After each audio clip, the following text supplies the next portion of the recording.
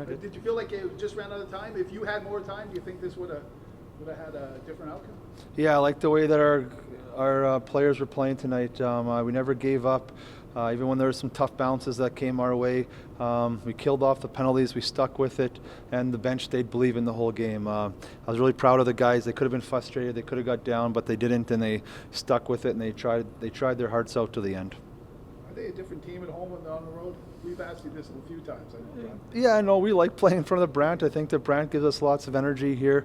I think it's one of the best places to play in the WHL. But I think there's some line matchups that help us create offense other ways. But tonight, we played well enough to win. Do you find the teams on the road really focus on Tanner's line? Yeah, that's something they can do, and it definitely makes it harder to create offense on the road. But I like the way that we've been playing here the last week and a half. We've gotten back to our identity, got back to playing fast, moving pucks north, making foot races, and I think it's led back into us creating some more offense too.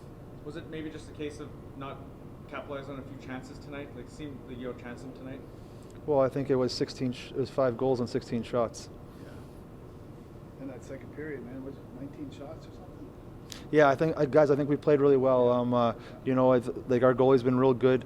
Most of the season, he always gave us lots of chance to win. He's won us a couple of games, but tonight I think that our players they deserved a better fate. The outcome you guys wanted tonight, but 3 goals for yourself. How do you explain kind of your just rise here the last few games? Yeah, it's awesome. I mean, obviously bounces here and there, and guys standing in front of the net and give me good screens. So yeah, it's exciting, but yeah, it's tough to not get that one. Yeah, what was the difference tonight? Just not getting a couple of chances there, finishing on a couple chances there? Yeah, I think a couple chances we could have finished, but ultimately it was just a few mistakes that we made, and they capitalized on them. So if we can limit those, then it gives us a better chance to win. Yeah, they have a pretty solid top line. What were you expecting coming into this game? Yeah, they're very skilled. So we knew that they were going to make different plays and try to be very offensive-minded at lots of different times. So it was just about trying to shut them down, and they got on the score sheet a few more times than we wanted. Heading to the road, you guys struggled on the road, but what can you take from these games here at home that maybe translate to some wins on the road coming up?